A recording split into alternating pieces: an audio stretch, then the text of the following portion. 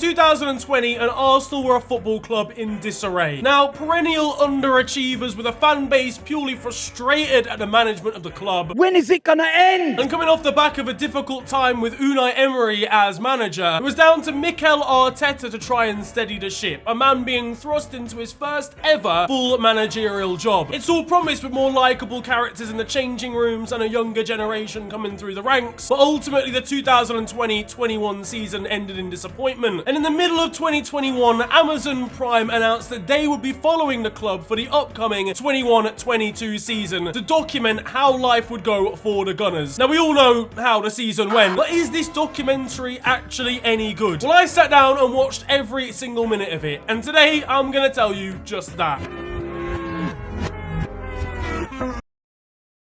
Now, obviously, before we get into this, I want to say that it's pretty obvious there's going to be spoilers coming up. All or nothing, I can confirm that it was nothing. What? Nah, I never knew that. But if you have watched the doc and you go on to enjoy this video, feel free to slap a like on it and, of course, subscribe if you're new to the channel. Over 1,985% of you are not subscribed, and it just really helps me out. For those that don't know, All or Nothing, ran by Amazon Prime, is a sort of fly-on-the-wall, interview-based documentary series that's followed Manchester City and Tottenham in the past, documenting the inner workings of a football club and the stuff that we don't see on a day-to-day basis. We'll get into whether it's a better documentary, but in terms of learning about Mikel Arteta, for example, you really get to understand what he's like, and I felt like I learned more about him than I learned about Jose Mourinho, which might be to do with the fact that I know Jose very well. We all do. I mean, not personally. I don't go to family barbecues with him. Alright, yeah, so basically Jose. Now, we'll kind of do this on an episode-by-episode basis, so we'll start off with the opener. I can only imagine the scene of Aubameyang and Lacazette trying to get the attention of the Amazon cameras. And the whole sort of series or documentary starts with a bit of a deep dive into Bukayo Saka, who's obviously just coming off a very disappointing summer, missing the vital penalty in the Euro 2020 shootout. It goes into detail about some of the abuse that he suffered after the tournament, but then brings it up positively by showing a lot of the support that he got from the local community. Now, Bukayo, who was born in West London in Ealing, where I was born as well, the best footballers come from Ealing, you see. So now, Bukayo's obviously had a pretty rapid rise to fame. His parents moved over from Nigeria, but he's obviously represented England throughout his whole career. He's also represented Arsenal for the whole time as well, joining them when he was just 8 years old. He's talented, he's gonna go to the very top, he's intelligent as well, and he's a pretty safe bet as a main character to start the series with. We get an introduction into Ben White, who talks about his transfer fee coming from Brighton. 50 million, you shit. He's also very upper class. He shopped in Waitrose before he was a footballer. We're introduced to sporting director Edu, former Arsenal player in his time during the Invincibles era of the club, and he's very integral to how the club works and their recruitment as well, which obviously a lot of people were giving grief to at the start of the season, but we can all agree the likes of Ramsdale, Tomiyasu, Ben White have all been brilliant signings. We move on to the start of the season pretty quickly, and that's the first game against Brentford, where they're gonna start how they mean to go on, by losing to Brentford. This is my club. Fucking hate.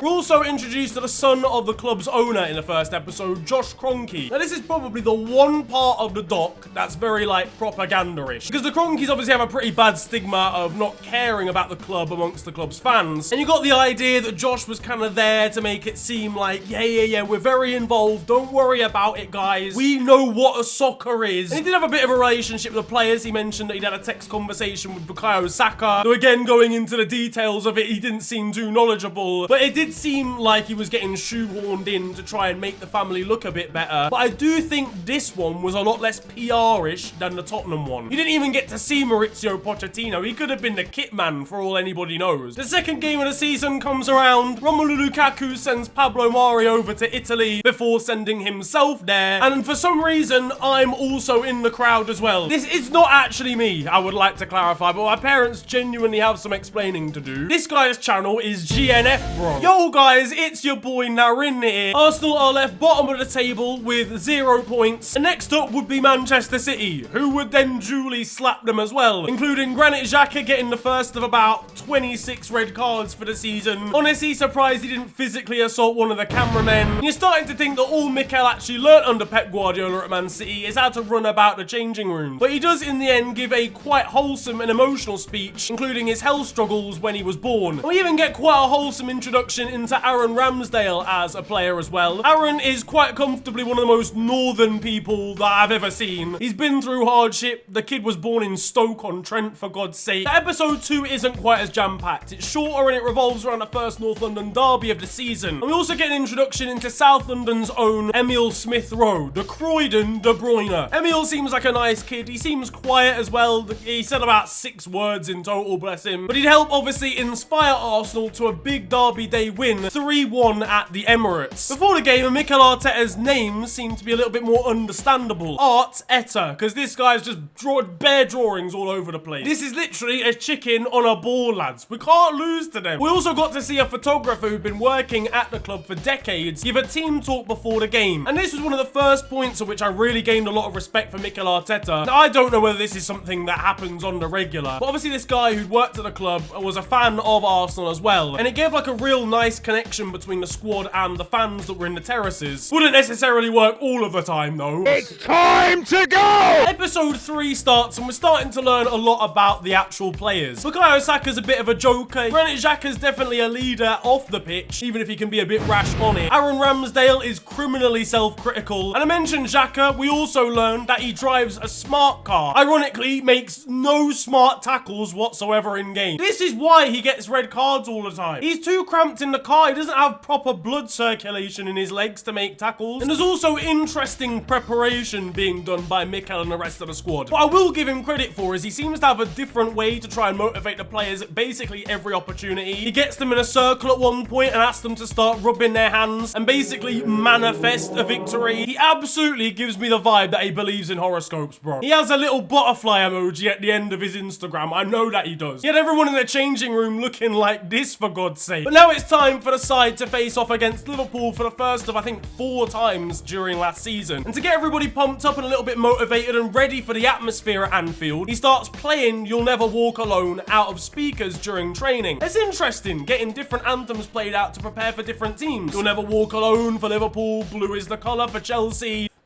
nothing for Manchester City, but it ends in pretty devastating defeat, a 4-0 loss, and Jurgen Klopp's suddenly not on anybody's Christmas card list. Pussy or what? Say something. And we again learned something a bit new about Mikel Arteta, because he's talking to the players and saying how he's going to shield them in the media, and it becomes clear that he's very keen to make sure they don't endure any sort of negative press whatsoever, or stuff that he can try and handle himself, which is obviously very selfless. It makes sense because you don't want players going out feeling increased pressure, but it led on to how he tries to connect with his players emotionally as much as possible. And it gives Nuno Tavares as an example, the youngster who just joined Benfica. He left his family for the first time and he was really struggling with that. He wasn't opening up as a player to the coaches. He wasn't really talking much on the training ground. And so they really targeted him, got him down, made him feel comfortable, and started getting some really good performances out of him at first. But yeah, no, I learned that I could never manage at the top level, because how he keeps taking on all the flack for his players is admirable. When Damari Gray scores that last-minute winner for Everton, I'm suplexing Aubameyang. I don't even care. Anyway, on to episode 4, and I mentioned Aubameyang there. We're starting to see the cracks in the relationship between himself and the Arsenal boss at this point in the doc. To be honest, those cracks should have started when he turned up to training in gold leather trousers. And these cracks started to show when he dropped in form and started getting dropped by Mikel Arteta, which to me was the right thing to do. Like, I was watching Arsenal, I was watching Alba, who was intent on playing on the left-hand side, and he was just not performing as well as Martinelli. And as characters, it started to make even more sense than it did before. As much as you respect Arteta during the doc, you understand he's very regimented, whereas Aubameyang is very free-spirited and laid back. Anyway, it all kicks off, everything breaks down. But one thing I really would have liked in this documentary, and this is the overall negative, for me, is a bit more of an insight into how Aubameyang felt in this situation, because you don't hear anything from him about this. And like, whilst I understand that he's not at the club anymore, it might have been a bit difficult to make happen, I should have at least seen a fly-on-the-wall discussion between Aubameyang and Arteta, like we saw with Mourinho and Danny Rose in the Spurs one. In fact, there wasn't any camera in Mikel Arteta's office capturing those sorts of moments like there was for Tottenham, because I don't think Aubameyang was in the right at all. He moved like a bit of a dickhead. You know, he went to Barcelona to discuss a move there without actually telling anyone at Arsenal. He ended up coming back from an organised trip to France late, and that's why he got stripped of the captaincy. But it would have at least been nice to know whether he understood that he was in the wrong, or whether he had any arguments with Arteta. And overall, Overall, I think Arteta being this way and not taking any shit from anybody is good for Arsenal. Like, Aubameyang, fine, is a big name, but he was in terrible form at the time he got sold anyway. And Arsenal were in the bin because too many of these players took liberties and didn't take things seriously enough. This episode was also key for learning about Brazilian forward Gabriel Martinelli, who obviously was picked up for £6 million playing in like the Sao Paulo regional leagues of Brazil and comes across as such a model professional. The coaches love him because he trains like every day is his last day on earth. The Omicron variant of COVID comes about and almost wipes out every Leeds player on the planet. Here we can see Arsenal's chief scout identifying the age profile of the players left at Leeds. 16?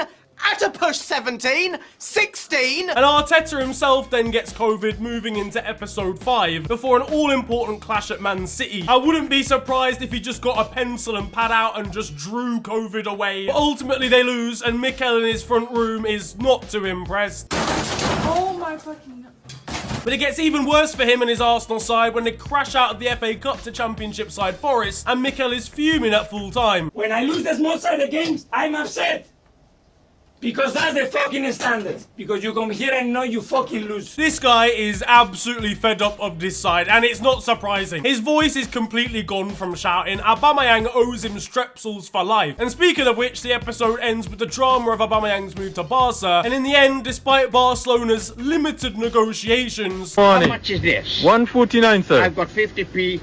Fuck you, bastard. They end up getting a deal done and seeing the Gabonese striker leave the Emirates. Episode 6 now, and Lacazette does not rate Emile Smith-Rowe's shoes. Can we talk about this thing? What the fuck is this? Mikel Arteta is using Ivan Toney's tweets as inspiration ahead of their game against Brentford. We see Alexander Lacazette being coached on his attacking movement, and he gets shown a videotape of strikers across Europe. 90 minutes of Romelu Lukaku. No wonder he's not scoring. And it's only at this point, actually, quite late on really in the whole documentary, we get an insight into Arteta's family, his 3 kids and his wife, who says that it's very difficult for him to switch off outside of games. They'll go on holiday and he'll start coaching kids at the beach. Imagine going to the south of France and Mikel Arteta's there doing rondos with your 7-year-old. And overall at this point, the feeling around the club is pretty positive. Mikel Arteta's instilling a new culture into everybody. There's more likeable players at the club, ones that the fans can resonate with more. But episode 7 is where things start to get juicy because it all completely falls apart. They lose 3-0 to Crystal Palace and Arteta in the changing rooms was taking no prisoners. Their injury list lengthens, including Kieran Tierney picking up a season-ending problem by slipping over in the shower. The physio and the club doctor are main characters in this whole documentary because of Kieran Tierney alone. The guy's made out of hobnob biscuits. And in response to the Palace game, Arteta is quoted as saying he wants his players to play with their balls out, something that Mohamed El Neni here took a little bit too literally. There's a chat in the lunch hall between Nketiah and Lokonga about game time. Actually changed, huh? Change a lot since you come. Changed quick, huh?